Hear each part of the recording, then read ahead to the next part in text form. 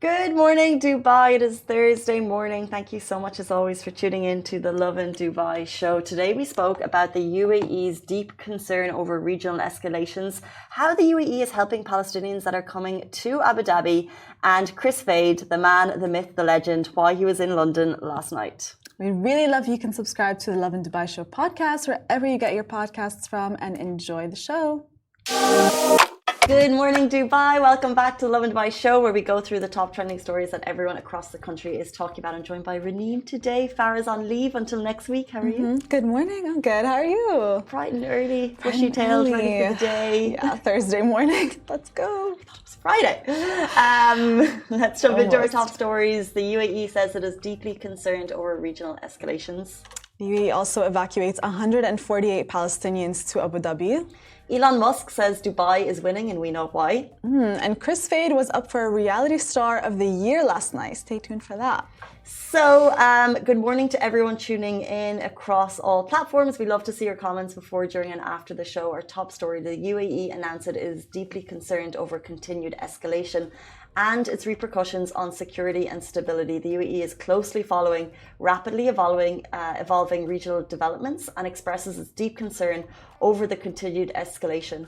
This follows an Israeli attack on Beirut, which reportedly killed a Hezbollah commander. The UAE stresses the importance of exercising utmost self-restraint and judgment to mitigate tasks and prevent expanding the scale of conflict.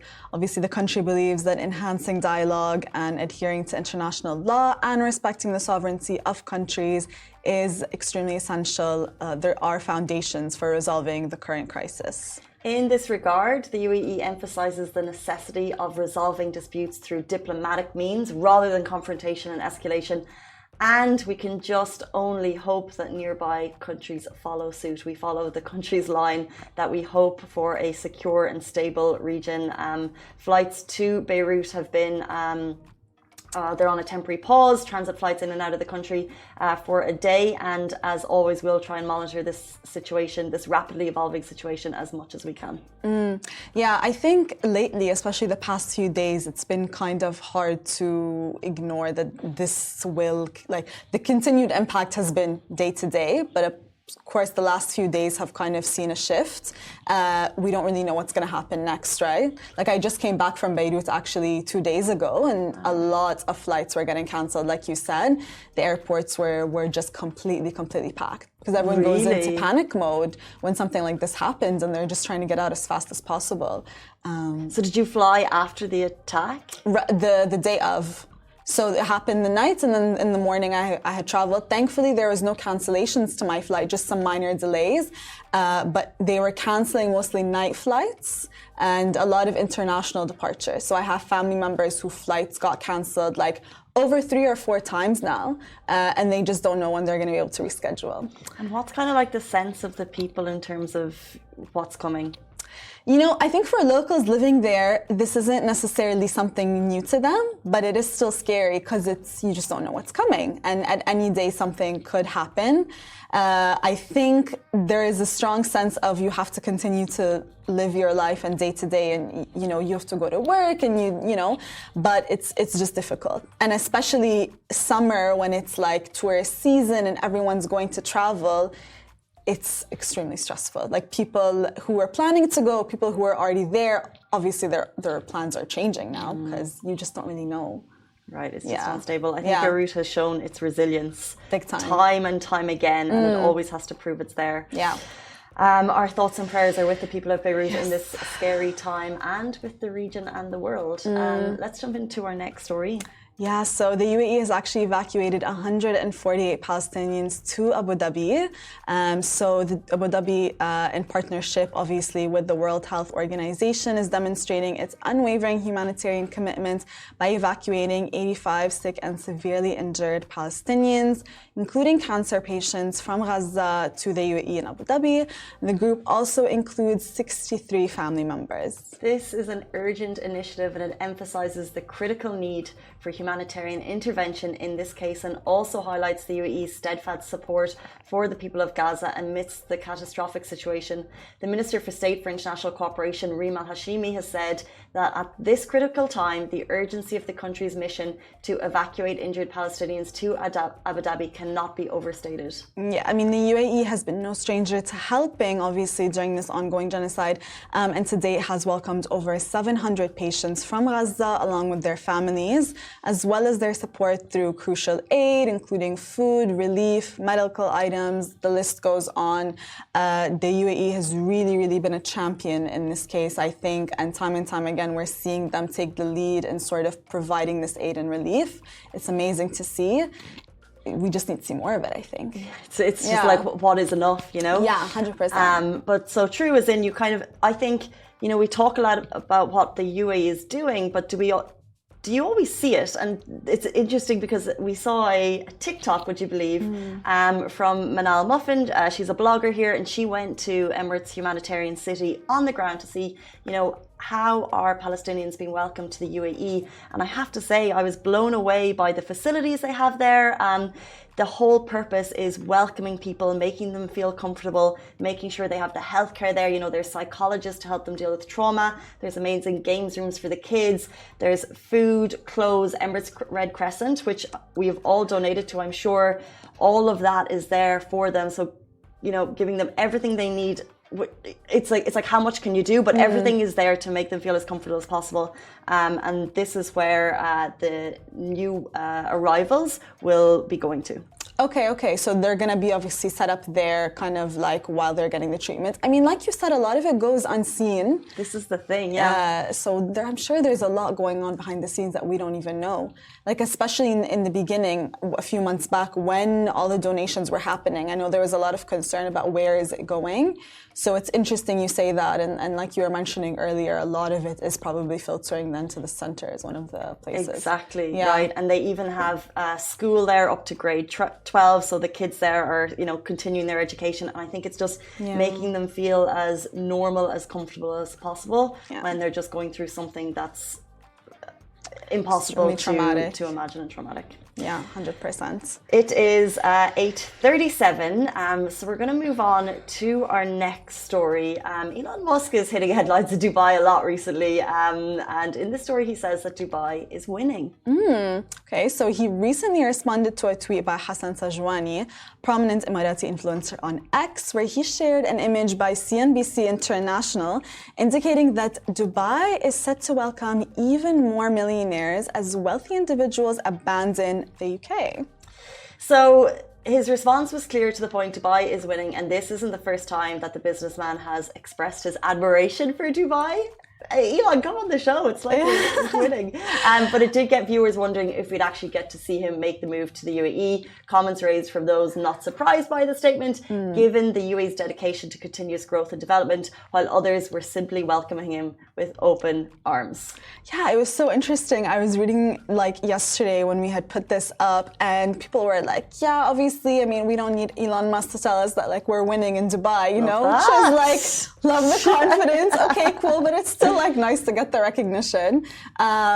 It's so interesting. It's right, because I think he was commenting to these reports. There was a Henley & Henley report maybe a month ago which shows the migration of millionaires, and this was in response to 6,700 millionaires moving to the UAE, and there's been similar reports of that. So we talk about it, and it's like, is the world talking about it? And if you're seeing the flow of economy, money coming into the country, but when someone on Elon Musk kind of like points it out, you're like, oh, thanks, Elon. Like, no, like he's actually keeping tabs on Dubai. How interesting, right? And like checking to see like what people are posting about it. But yeah, like you said, I mean, all right, that's a considerable amount of millionaires that are going to be joining us in Dubai, I guess. And maybe a billionaire. Maybe. Do you think he'd ever make the move?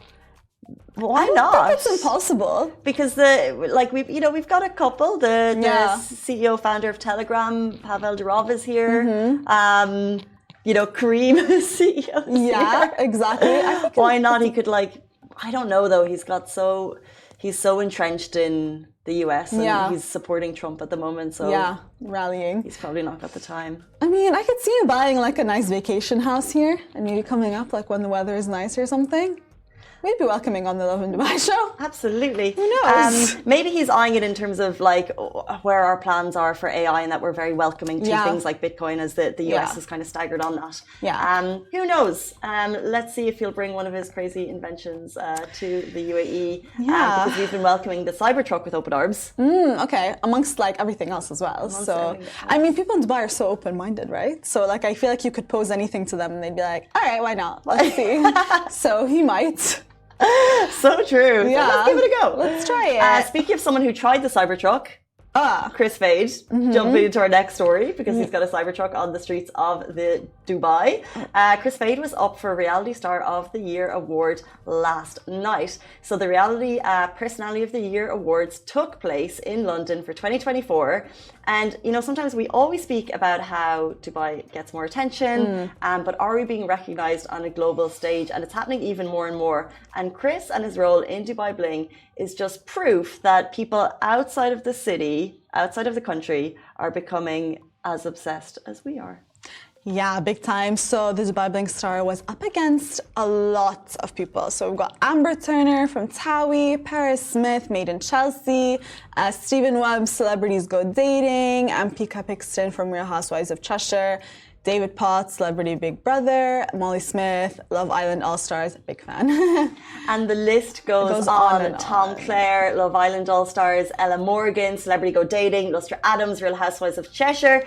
So these are all UK reality shows. Yeah. So when I saw Kris go, and he actually put up a great post about kind of like saying yes or no to things in his life. And before Dubai Bling came along, he had decided he was going to have more of a yes approach. So it kind of wasn't in his laneway, in his avenue, but he just decided to say yes. And he said, like, you know, despite some of the hate that the show received, it's been so phenomenal to see the interest in Dubai has grown since he's taken part. Yeah. That was before he went. But like 5 million people voted for this show and Kris won.